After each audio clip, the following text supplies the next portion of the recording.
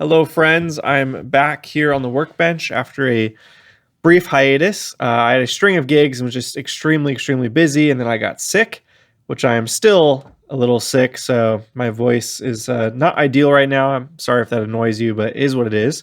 I've got a bit of a backlog of amps I want to get through, so I got to just kind of power through, and hopefully my voice isn't too distracting or annoying. But yeah, things have been going great. The Vox AC30, that was the most recent project, has been performing flawlessly. I've done probably 4 or 5 gigs with it, and it has been fantastic, rock solid. I do plan to do more content with that amplifier in the future, but like I said, I've got some other projects that need to get worked on that are just been kind of sitting around for various reasons. This being one of them. So this is actually the oldest amp I've ever seen. Oldest amp I've ever seen in person, at least. And it is, as you can hopefully see there, a Magnatone.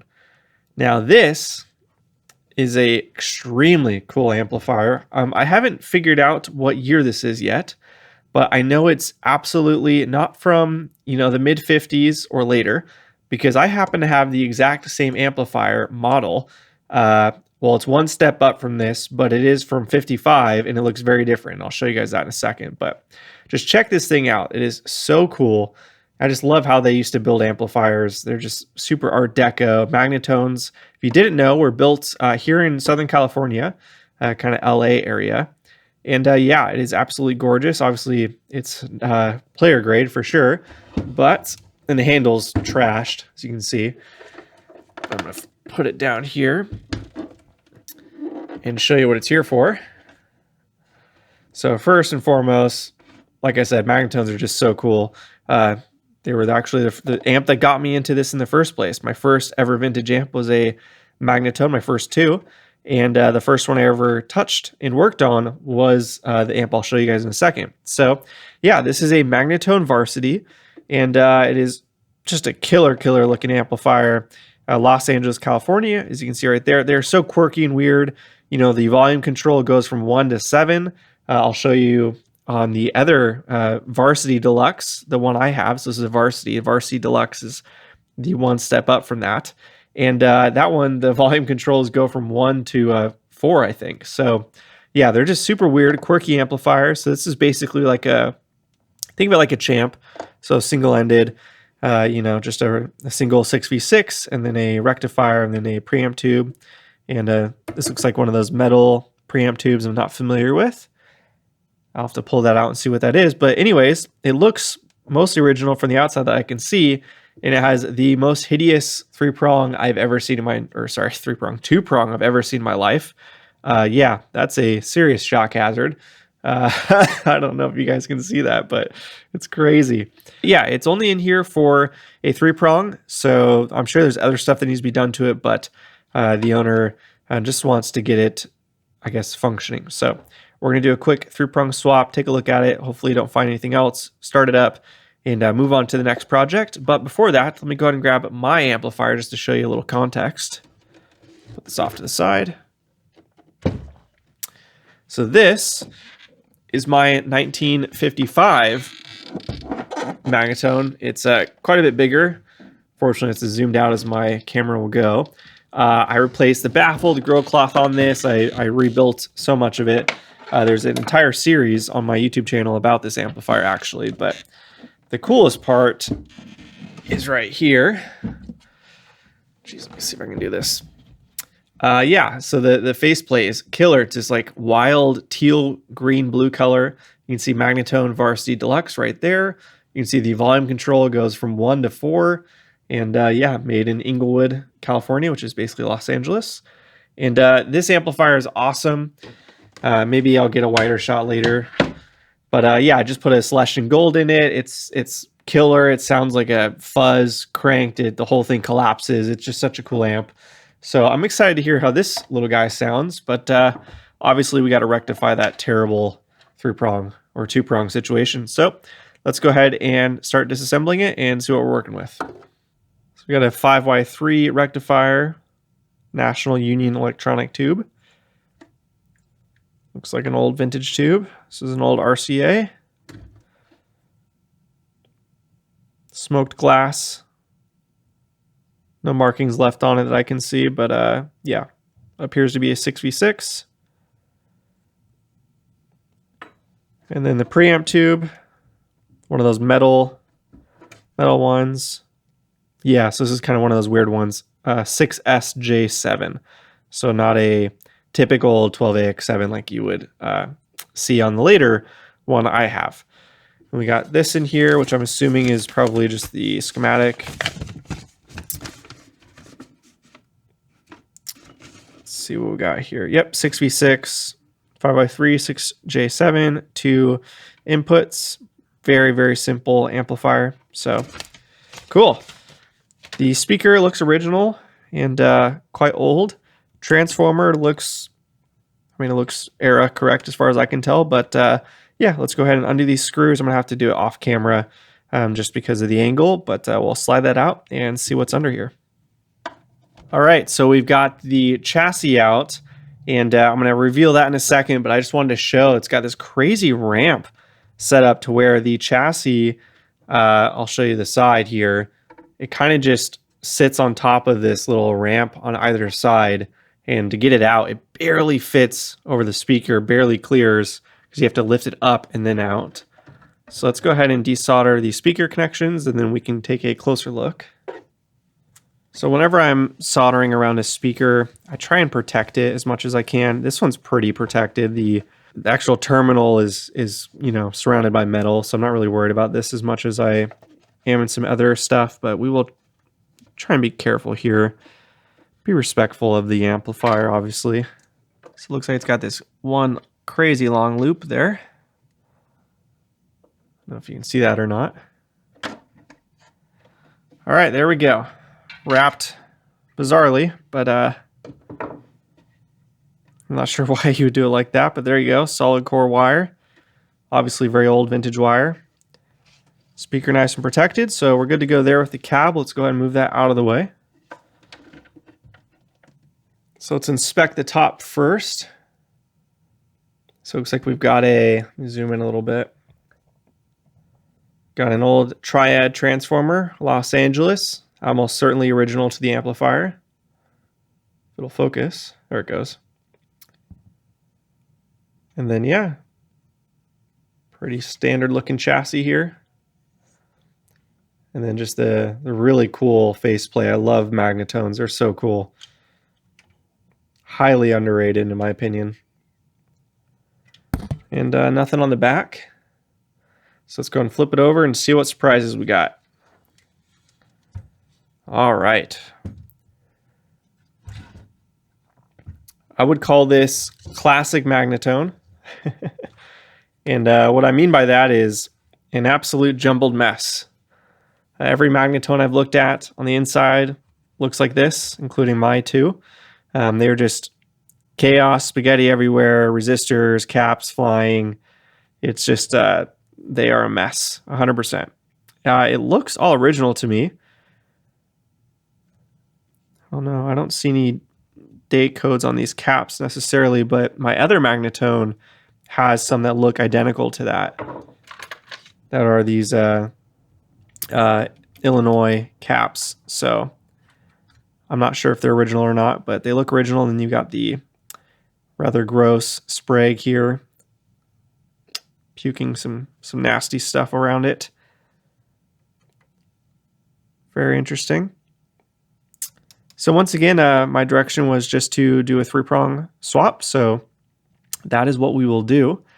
But we will just kind of look it over a little bit because it's very interesting. Give us a closer look here. I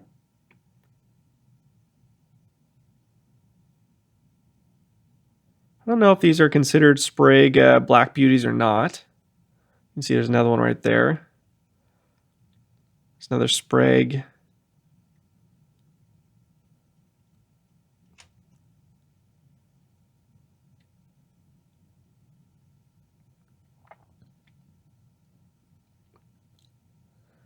Very simple amplifier, very small. You can see in my hand it's quite small and compact. It's got another little transformer there, or it might be a choke. I can't tell looking at it, but yeah, cool amp. So let's go ahead and figure out how we're going to do the 3-prong and go from there. So after some further inspection, here's the game plan. So currently it's wired with this white wire going to the switch. So this is a potentiometer and switch in one to where it clicks in. So you can hear it click. So that's volume control and the power on switch all in one. So right now the white wire is going there. The other end of the switch is going to the fuse here.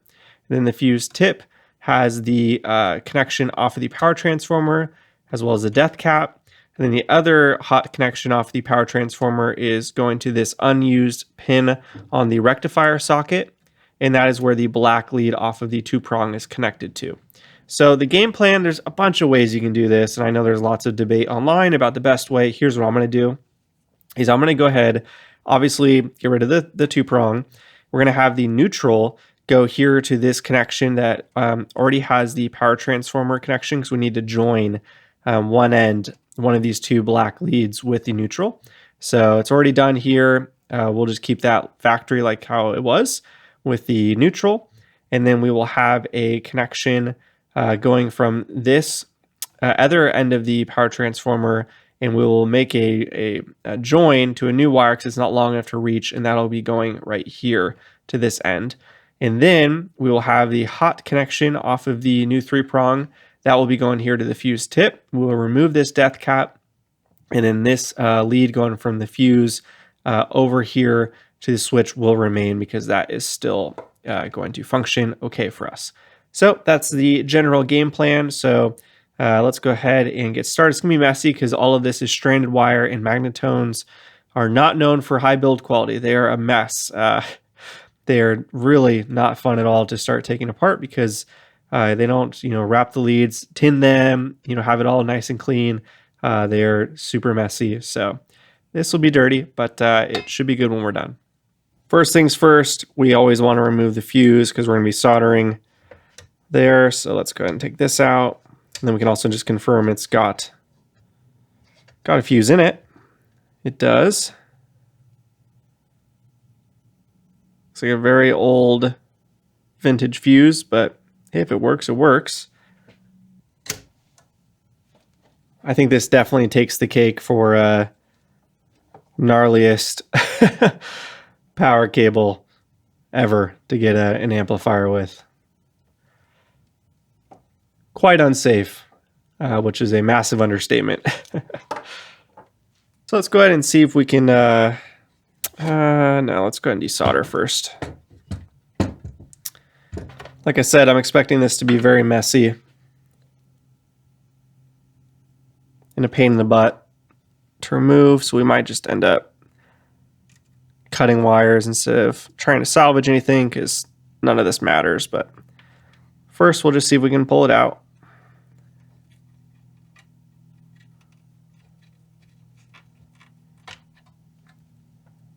So there you can hopefully see what I mean. Let me get that focus.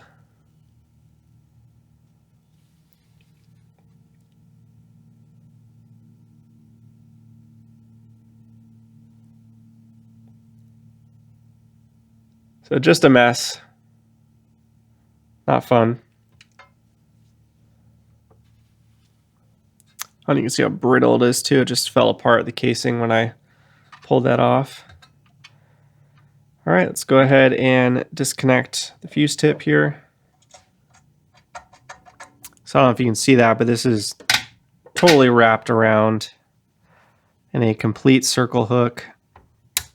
So we're just going to cut that one end and see if we can loosen it that way. Just pull that out of the way. See, this is just a mess.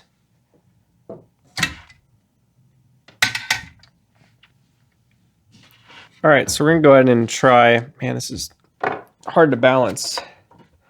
This little transformer is not a good balancer here. It's just to clean up this a little bit here. I'm gonna try to, at least with a little bit of braid. All right, so the last connection is this one right here. And I actually don't think I'm gonna use that pin. I think I'm just gonna join in heat shrink We'll see. We'll see how it comes out. Yeah, this is just totally...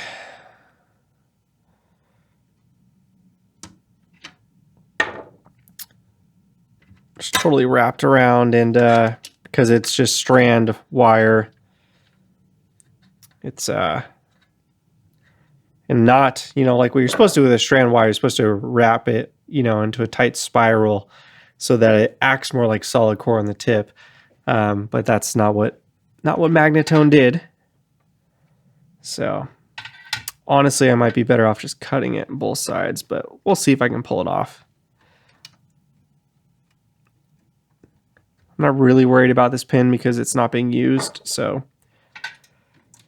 you know, I'm not fearful I'm going to break the pin and have a major issue here. It is such a mess. I'm not sure if you're going to be able to see that or not, so I'm just going to cut it. This will be easier in the long run. Then I'm going to have to get off all these little individual strand wires, but that's easier to do than get them undone with an actual wire hanging on. So I'm going to go ahead and just try and use the desoldering braid to get off solder, and then hopefully we can just start pulling the crap off.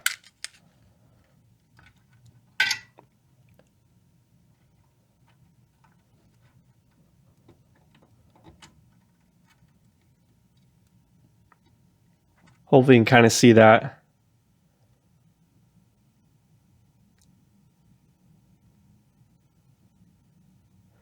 That's what happens. All of those individual strands get undone, and then you're screwed.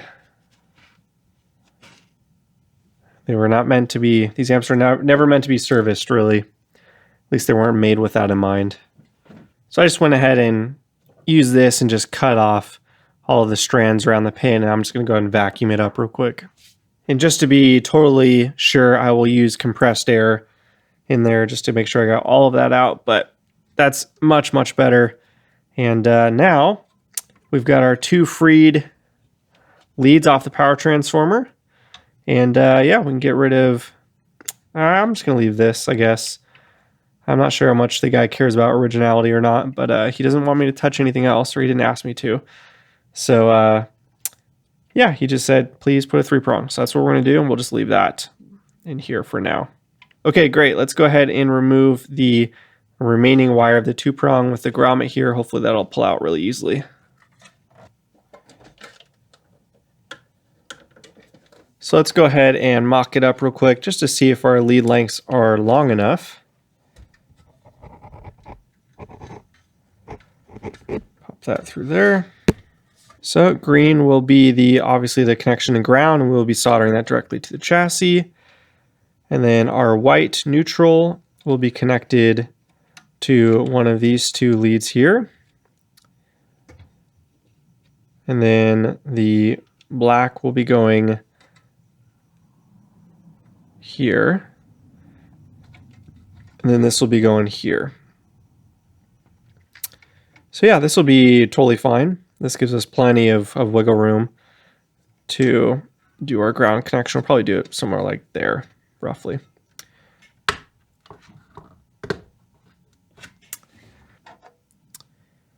So we will be connecting these two, and we will be heat shrinking them, obviously. All right, we've got our heat shrink here.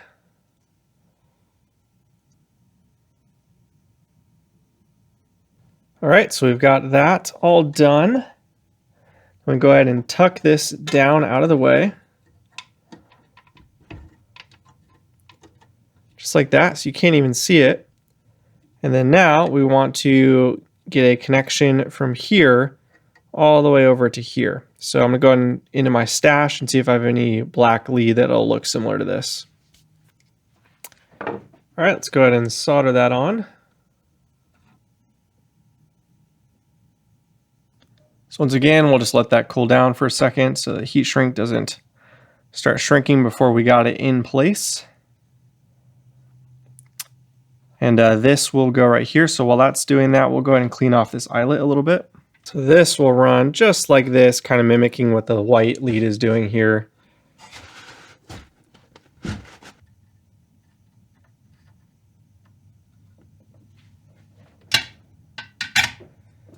Now I can go ahead and cut off a little bit of this on the end.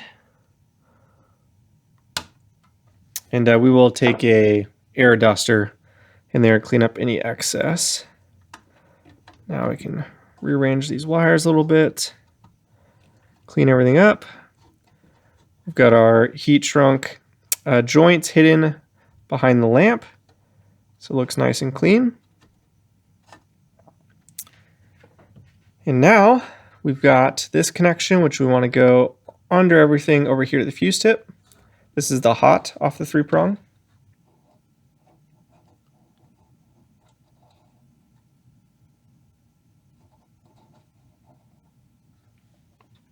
So there's the fuse tip.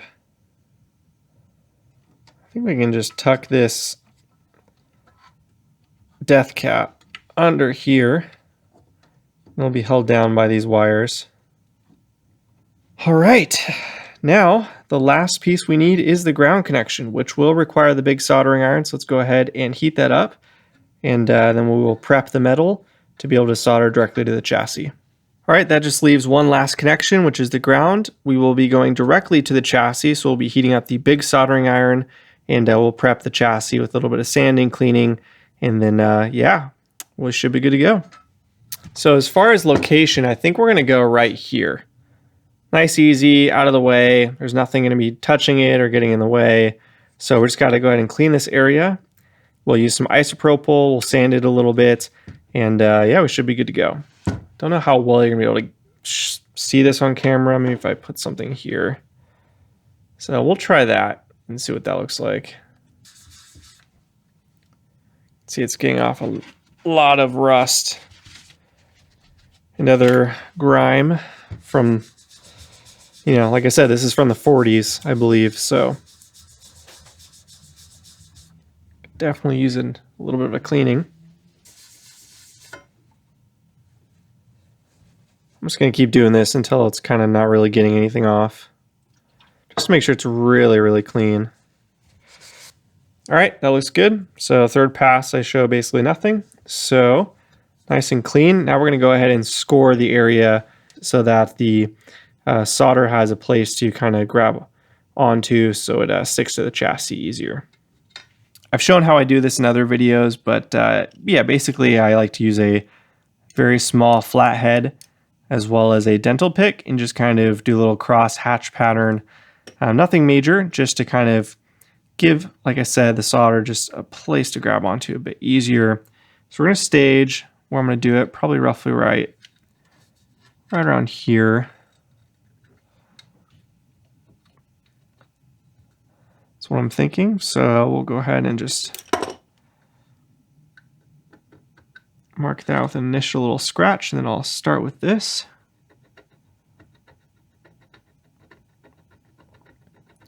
Not sure how well you'll be able to see that, but you get the idea.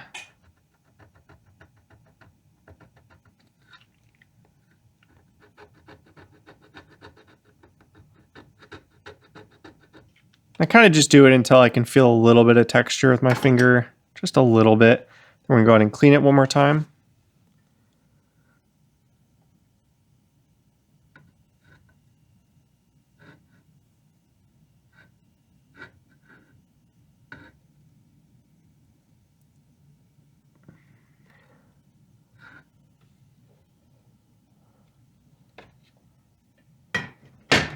All right, so we've got our starting point. So we just want to get that wire to stay there and stay down. That's the hardest part, is getting the wire to stay down after you lift the soldering iron.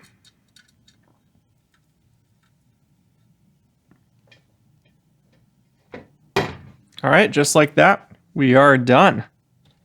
So we'll clean this up a little bit, clean up the excess flux and the solder kind of poking out there. But yeah, everything looks good to me.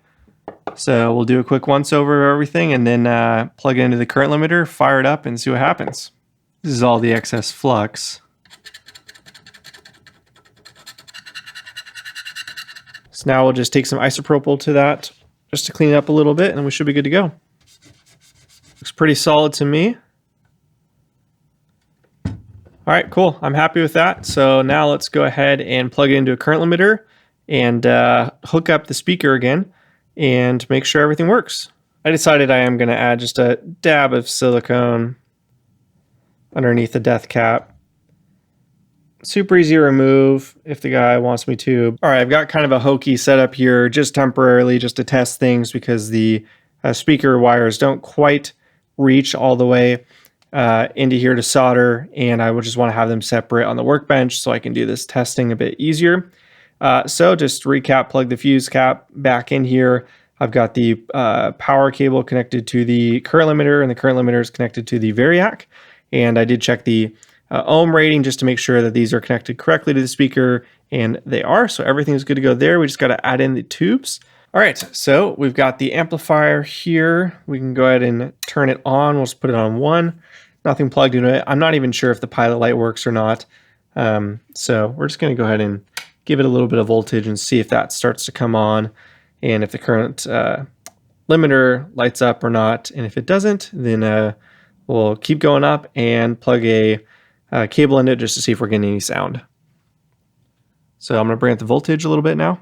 Now this says 110 volts on it, so that's what we're going to go up to because it looks all original. So I'm assuming, from what I could tell, nobody has messed with the bias. All right, that's 110 volts. So let's go and grab a cable real quick. So that seems to work fine. Well, there you go, guys. We're going to call that good. So that is, again, a likely, I would guess, 40s, maybe mid 40s. Yeah, Magnatone Varsity. Super cool amplifier. Really stoked. So let's go ahead and put the chassis back in the speaker. Put the chassis back in the cab. And yeah, maybe I'll plug a guitar into it real quick just to make sure everything's okay. But yeah, pretty stoked. Nice and easy. And it's definitely gonna need some love, but I think the owner will be very happy. So we've got everything put back together now, plugged into the wall, and we're gonna go ahead and just do a quick sound test. Got my Jazz Master in my hand.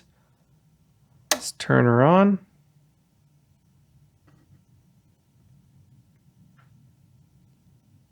We're in input 1 here. Give it a second to warm up.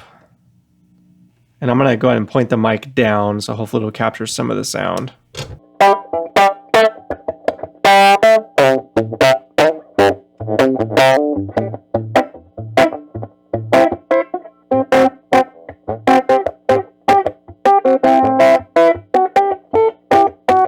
All right, there you guys go. My Varsity Deluxe, which I mentioned at the beginning of this video, is a very different beast. It has a ton of gain and turns into a straight up fuzz that collapses in on itself. The transformer can't take it, and the whole thing dips in volume like it's got a limiter. It's pretty wild. So yeah, huge departure from the Varsity. So, you know, sometime between the 40s and 50s when they came out, the Varsity Deluxe that I have, very different amp. This is kind of a, I'd call this more of a novelty, old-timey radio kind of sound.